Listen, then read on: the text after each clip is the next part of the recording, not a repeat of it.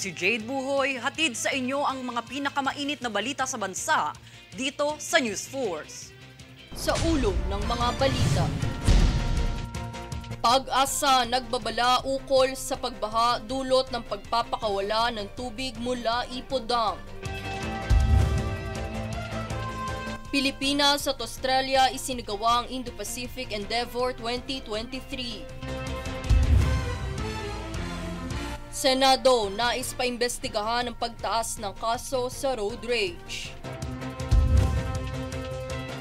PCG nagsagawa ng Water and Search Rescue at BLS training bilang bahagi ng Pacific Partnership 2023. PSA nagpalaganap ng kaalaman ukol sa ePhil-ID upang mapabuti ang pagkilala sa publiko. DENR pinangunahan ng paglunsad ng 30x30 Global Conservation Pledge. Patas at pantay na balita, komprehensibong ulat para sa pulso ng masa. Ito ang News Force.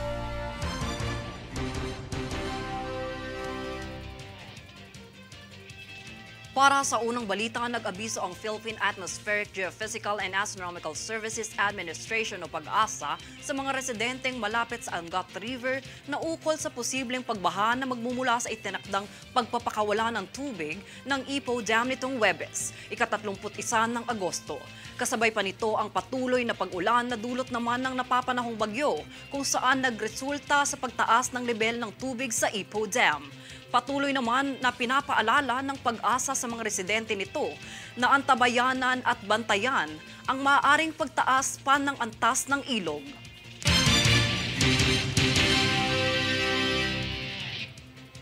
Sa ibang balita, nilagdaan na nitong ika-31 ng Agosto ni Executive Secretary Lucas Bersamin ang Executive Order No. 39 na ibig sabihin ay inaprubuhan na ni Presidente Bongbong Marcos Jr. ang pagtatakda ng price ceiling sa bigas. Layon ng direktibang ito na tiyaking makatwiran at maging abot kaya ang presyo ng bigas sa pagtutulungan ng Department of Agriculture at Department of Trade and Industry o DTI.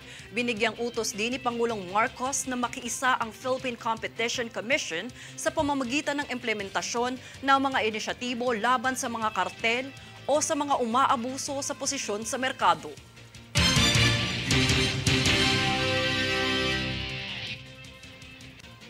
Samantala, mas pinalawig pa ang paghahain ng Certificate of Candidacy o COCs sa National Capital Region, Abra at Ilocos Norte dahil sa sama ng panahon na batay sa deklarasyon ng Commission on Election o COMELEC.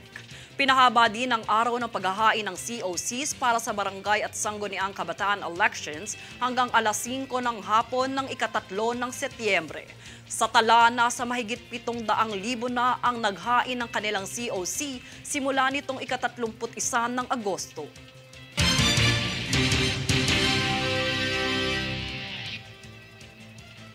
Sa kaugnay na balita, buhat ng malakas na pag-ulan na sanhi ng mataas na pagbaha, dulot ng masamang panahon, nagdeklara ng suspensyon sa filing of Certificate of Candidacy ang Commission on Election para sa mga kumakandidato sa barangay at sangguniang kabataan elections. Ang buong detalye sa ulat ni Princess Castro. Pansamantalang sinuspinde ng Commission on Election o COMELEC ang filing ng Certificate of Candidacy o COC para sa Barangay at Sangguniang Kabataan Elections o BSKE sa National Capital Region o NCR, Ilocos Norte at Abra kahapon. Kaugnay nito ang pagdeklara ng suspensyon ng Malacanang sa klase sa pampubliko at pribadong paaralan, kabilang na ang pagkansela ng ilang trabaho sa NCR dulot ng matinding pagbaha buhat ng habagat. Ito ay upang maiwasan ang mga hindi inaasahang insidente dulot ng masamang panahon. Samantala, magbabalik operasyon naman ang filing ng COC sa rehiyon sa ika-2 ng Setyembre at ma-extend hanggang Lunes sa ika-4 ng Setyembre. Habang ang lalawigan ng Abra naman ay nagbalik operasyon na sa COC filing kahapon. Magugunitang nag-umpisa ang filing ng COC para sa BSKE noong Lunes at nakatakdang matapos ngayong araw kung ito ay hindi nasuspinde. Nakatakda namang ganapin ang eleksyon sa ika-30 ng Oktubre ngayong taon. Princess Castro, nag-uulat para sa One Media Network.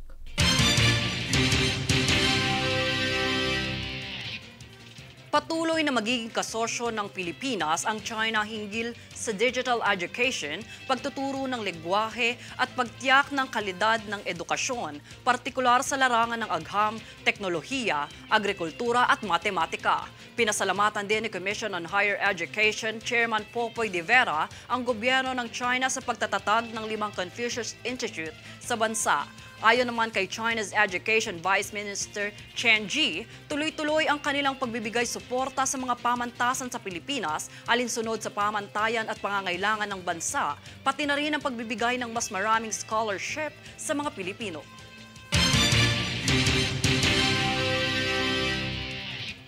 Nakipagtulungan ang Department of National Defense o DND sa Armed Forces of the Philippines o AFP, Australian Defence Force o ADF at sa Embahada ng Australia sa Pilipinas upang isagawa ang Indo-Pacific Endeavour 2023 Gender, Peace and Security Tabletop Exercise sa pinakamalaking barko ng Royal Australian Navy, ang HMAS Canberra, na dumaong sa Manila Bay nitong kamakailan lamang.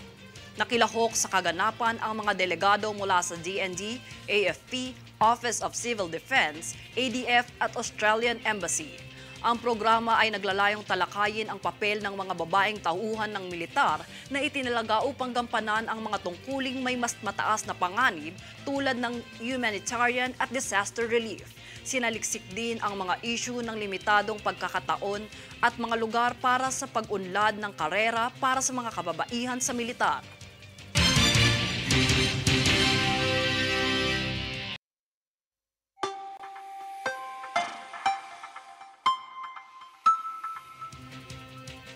Sa ating ulat panahon, napanatili ng severe tropical storm Hana ang lakas nito na namataan sa silangan ng Hilagang Luzon at patuloy na magpapalakas ng habagat na nakakaapekto pa rin sa ilang kapuluan nito. Asahan pa rin ang pag-ulan na dulot ng habagat sa Metro Manila, Zambales, Bataan, Occidental Mindoro, Ilocos Region, Calabarzon, Abra, Apayao, Benguet, Tarlac, Pampanga at Bulacan. Maulap na kalangitan na may kalat-kalat na pag-ulan at pagkidlat-pagkulog naman ang mararanasan sa natitirang bahagi ng Cordillera Administrative Region, Central Luzon, Mimaropa, Batanes, Babuyan Island at Antique. Samantala, bahagyang maulap na papawirin na may pulo-pulong mga pag-ulan o pagkidlat-pagkulog ang posibleng maranasan sa iba pang bahagi ng bansa.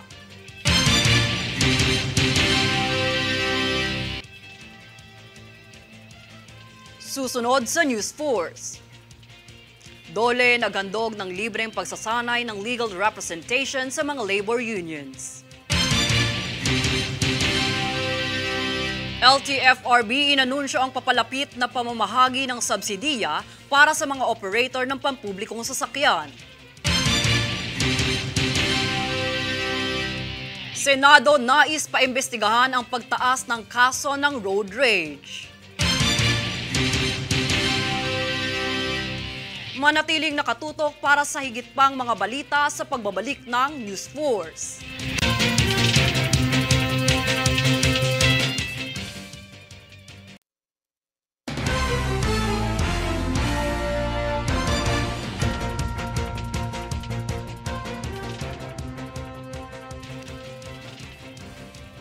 Binigyang parangal na Order of National Scientist ni Pangulong Bongbong Marcos Jr. si Dr. Carmencita Padilla para sa kanyang makabuluhang ambag sa larangan ng genetics at newborn screening.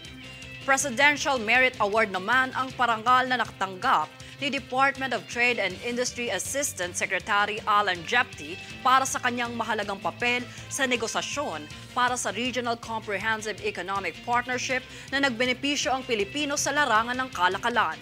Bukod sa nangyaring parangal, nanawagan si Pangulong Bongbong Marcos sa mga ahensya ng gobyerno na mas paigtingin at suportahan ang research and development sa kalusugan at agham at teknolohiya.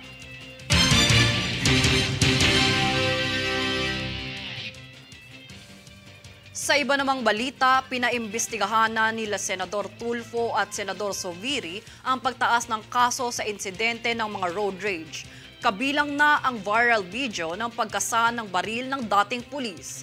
Danizo Lopez para sa balita. Sa mga umiiral na insidente ng road rage sa bansa, inihain ni Senador Raffy Tulfo at Senate President Juan Miguel Zubiri ang isang resolusyon na nagmumungkahi ng investigasyon ukol dito. Ito ay gaya na lamang ng insidente na kumalat ang video sa social media kung saan nanakit at bumunot ng baril ang isang driver na napag-alamang dating pulis sa harap ng siklista matapos magkaroon ng alitan. Nakasaad sa Senate Resolution number 769 na ang pagtaas ng bilang ng mga kaso sa road rage ay nagpapakita ng panganib sa kaligtasan ng publiko kaya't nararapat magpatupad ng mga epektibong hakbang para sa seguridad ng mga tao sa daan. Inatasahan nila Tulfo at Zubiri ang LTO at iba pang ahensya na higpitan ng mga regulasyon at magpataw ng parusa sa mga sangkot at may sala. Kabilang dito ang pagbabawal sa mga napatunayang may sala na kumuha ng license to own and possess firearms at pagre-renew ng lisensya. Nais din ng mga senador na magkaroon ng counseling at anger management interventions upang maiwasan ng individual ang insidente ng road rage. Danizel Lopez nag-uulat para sa One Media Network.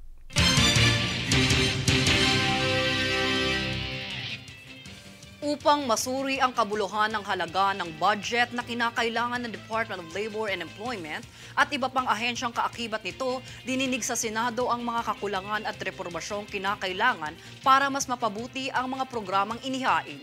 Tunghayan natin ang buong detalye ng balita. Sa pamamahala ni Senadora Loren Legarda sa pagdinig ukol sa iminungkahing budget ng Department of Labor and Employment o DOLE na may halagang lagpas 30 milyong piso, aniya kinakailangan na masiguro ang mga employment programs upang mapaigting ang pantay-pantay na oportunidad sa mga karapat-dapat na benepisaryo ng programa. Iminungkahi naman ni Senador Coco Pimentel III ang kanyang katanungan ukol sa plano ng Kongreso na gumawa ng Legislated National Minimum Wage kung saan ang lehislatura ay hindi sumasang-ayon sa pinatupad na Regional Minimum Wage ng DOLE. Ukol naman sa kalihim ng DOLE na si Bienvenido Laguesma, nirerespeto nila ang mga pinatupad na patakaran ng lehislatura upang mapasa bilang batas kung kaya naman nangako itong tutuparin kapag natapos malunsad ang minimum wage policy. Bagamat samut-sari ang isyong kinakaharap ng DOLE, siniyasat ni Senadora Nancy Binay ang ukol sa edad upang makapagsimula ng magtrabaho. Batid niyang masyadong bata pa ang edad na 15 para maging batayan ng pinakamaagang edad upang maghanap buhay. Dahil dito, inudyok ni Senador Joel Villanueva ang DOLE na pag-aralang maigi ang mga paraan upang maisakatuparan ang paglulunsad ng minimum wage. Para sa senador, maraming dahilan kung bakit hindi pa rin ito maisakatuparan, kung kaya't kinakailangan pagtuunan ang pagpapataas ng kalidad ng buhay bilang batayan nito.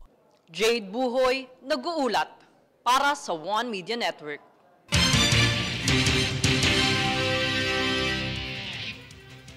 Samantala nitong kamakailan lamang ay pinasinayaan ni Bising Presidente at Education Secretary Sara Duterte ang pagbubukas ng Mobile E-Learning Hub sa Lahug, Cebu City. Ang Mobile E-Learning Hub na proyekto ng Armed Forces of the Philippines ay isang customized container van na maikukumpara sa isang computer shop on wheels. Layunin ng proyektong ito na mabigyan ng pagkakataon ang mga mag-aaral sa malalayong lugar na magkaroon ng kaalaman ukol sa information and communications technology.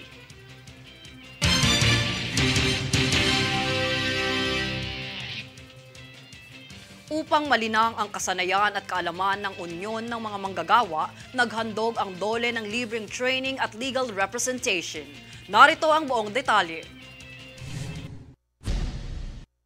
Sa pangunguna ng kalihim sa Department of Labor and Employment o DOLE, Bienvenido Laguesma kasama ang mga kinatawan ng Universidad ng Pilipinas, nilagdaan na ang kasunduan na maghandog ng paralegal training, legal representation at assistance sa mga manggagawa. Ayon sa ahensya, ang nasabing kasunduan ay naglalayong paigtingin ang kaalaman at kasanayan ng mga miyembro ng unyon at manggagawa sa pagbaybay ng legal na hakbang at tulungan silang maihain ng mga kaso ng paglabag sa kanilang mga karapatan. Kasama rin dito ang pagpapatupad ng aprobadong paralegal training program sa ilalim ng pamamahala ng UP College of Law para sa legal representation at assistance. Jade Buhoy, nag-uulat para sa One Media Network.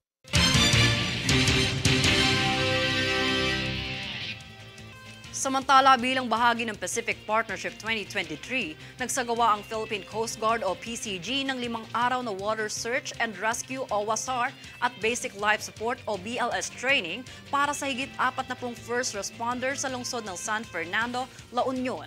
Mula noong ika-24 hanggang ika-28 ng Agosto ngayong taon.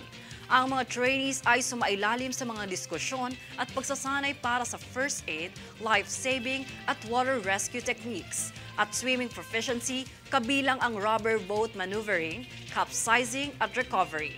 Ito ay upang makatiyak na ang mga public rescuers ay nagtataglay ng sapat na kaalaman sa mga oras ng pangangailangan.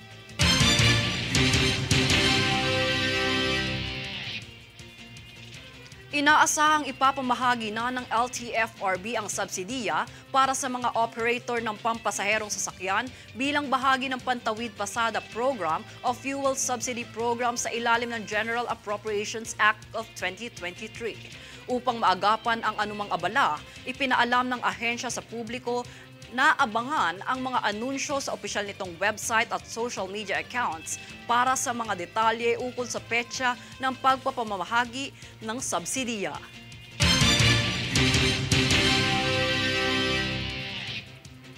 Susunod sa News Force. Mga residente sa Quezon City na nasalanta ng habagat na natili sa evacuation center. PSA nagpalaganap ng kaalaman ukol sa e-Phil ID upang mapabuti ang pagkilala sa publiko. Philippine Air Force nakipag-ugnayan sa DSWD upang maghatid ng relief goods sa mga biktima ng bagyo sa Bacolod. Manatiling nakatutok para sa higit pang mga balita sa pagbabalik ng News Force.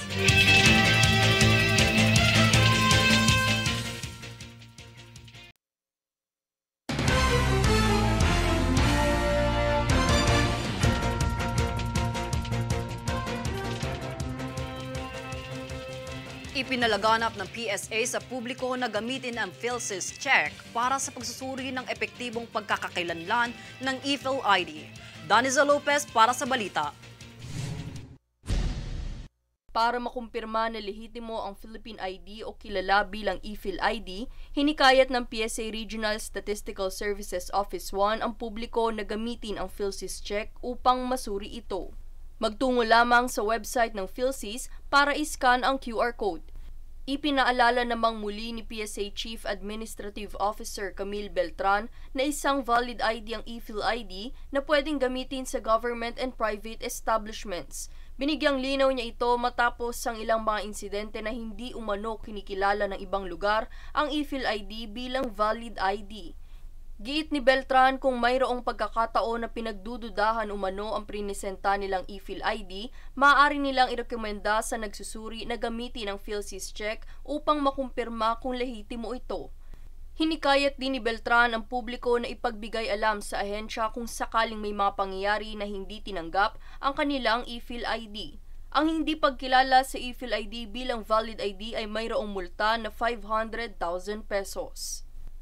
Daniza Lopez nag-uulat para sa One Media Network.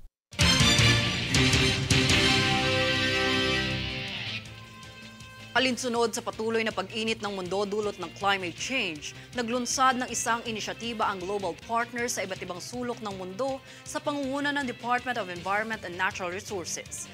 Ang detalye sa ulat ni Princess Castro.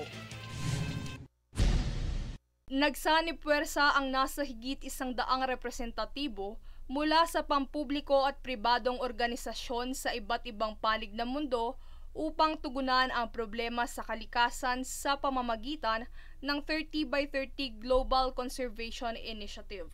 Ang 30x30 Global Conservation ay isang inisyatiba kung saan target nitong maprotektahan ang 30% ng lupain at katubigan sa daigdig sa taong 2030. Focusing on protecting marine biodiversity, sustainable use of natural resources, and improving coastal resilience.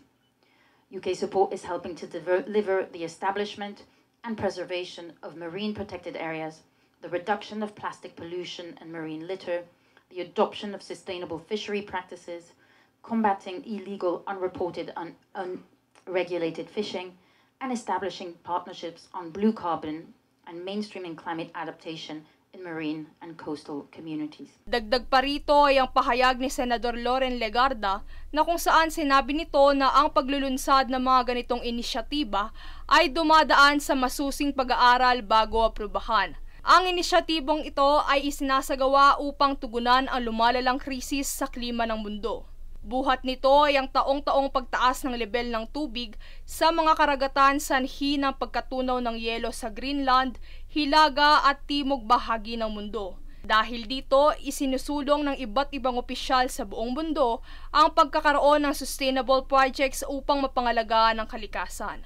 Kaugnay nito ay ang pahayag ni Acting Chair ng International Union for Conservation of Nature na si Mad Huraw na sinisiguro na sa inisyatibang ito na hindi matatapakan ang karapatan ng mga indigenous people sa paglulunsad ng mga proyekto para sa kalikasan. Kabilang sa mga prioridad na bansa na tututukan ng inisyatiba ay ang Pilipinas kung saan isa ang ating bansa na pangunahing kontributor ng plastic waste sa karagatan sa mundo. Magugunitang nitong mga nakaraang araw hanggang sa kasalukuyan ay patuloy na nakararanas ng mga matitinding pagbaha sa iba't ibang parte ng bansa dulot ng pag-ulan, malakas man o bahagya. Dagdag pa rito ang mga hindi inaasahang pagguho ng lupa sa ilang bahagi ng bansa at mga pagbaha sa mga lugar na hindi nakararanas ng baha noon. Samantala, aminado ang mga ito na isa sa pinakamalaking hamon ay ang financial cost para sa mga proyekto kung saan kinakailangan ang pagsuporta ng mga iba't ibang investors upang tugunan ang kakailanganing budget para rito. Sa pagtatapos, binanggit ng mga opisyales na ang kooperasyon ng lahat ng mamamayan ay importanteng aksyon upang maisakatuparan ang inisyatibong ito para sa pagsalba sa inang kalikasan. Princess Castro, nag-uulat para sa One Media Network.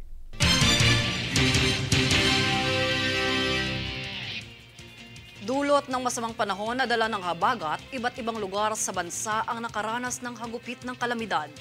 Kabilang sa mga apektado ng masamang panahon ay ang barangay Tatalon sa Quezon City na nagbakwit sa Diosdado Macapagal Elementary School. Ayon sa Deputy Officer ng Barangay Tatalon na si Virgilio Cruz, hindi nahirapan ang kanilang team na maglikas ng mga evacuees. Sa kabilang dako, patuloy pa rin sa pag-recover ang mga lugar na hinagupit ng bagyo. Partikular na ang lungsod ng Bacolod na kamakailang isinailalim sa state of calamity.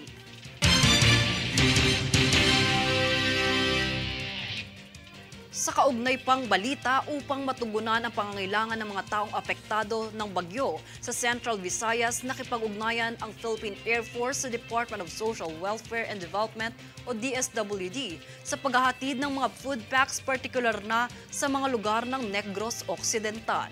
Base sa DSWD, mayroon 20,000 food packs ang ibinahagi sa mga biktima. Nagpahayag naman ang Disaster Response and Management Group na ang inisyatibong ito ay alinsunod sa utos ni DSWD Secretary Rex Gatchalian na gumamit ng airlift upang mapabilis ang pamamahagi ng mga pangunahing pangangailangan ng mga biktima.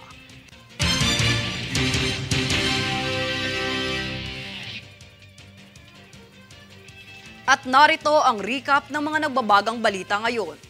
Sa ulo ng mga balita. Pag-asa nagbabala ukol sa pagbaha dulot ng pagpapakawala ng tubig mula Ipo Dam. Pilipinas at Australia isinagawa ang Indo-Pacific Endeavour 2023. Senado nais paimbestigahan ang pagtaas ng kaso sa road rage. PCG nagsagawa ng Water and Search Rescue at BLS training bilang bahagi ng Pacific Partnership 2023. PSA nagpalaganap ng kaalaman ukol sa e-Phil ID upang mapabuti ang pagkilala sa publiko. DENR pinangunahan ng paglunsad ng 30x30 Global Conservation Pledge. Patas at pantay na balita, komprehensibong ulat para sa pulso ng masa. Ito ang News Focus.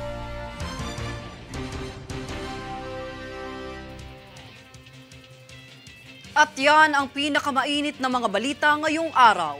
Manatiling nakatutok sa aming mga ulat at update sa aming Facebook page, facebook.com/OneMediaNetwork. Ako si Jade Buhoy at ito ang News Force.